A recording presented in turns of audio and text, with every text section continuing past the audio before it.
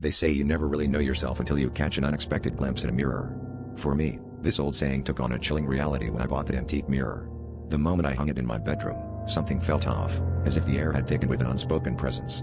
Initially smitten by its ornate, gilded frame, I ignored the strange sensation, dismissing it as anxiety from the recent move to a secluded countryside village. But that night, as I prepared for bed, I realized my reflection wasn't quite right.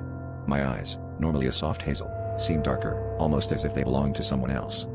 In the following days, the changes became more pronounced. My reflection would smirk when I was serious, or blink when I stood perfectly still. It was subtle at first, easy to rationalize as tricks of the light or fatigue. But then, it started to mimic emotions I didn't feel. Although it might sound absurd, the reflection appeared to be living its own life. I could feel its resentment, a sinister joy at my growing unease.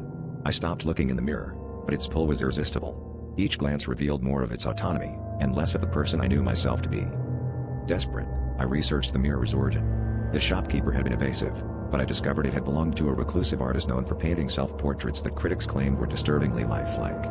It was said he went mad, convinced his reflections were stealing his soul. Perhaps it was a cautionary tale, yet my reflection seemed to gain strength, its expressions more malicious each day.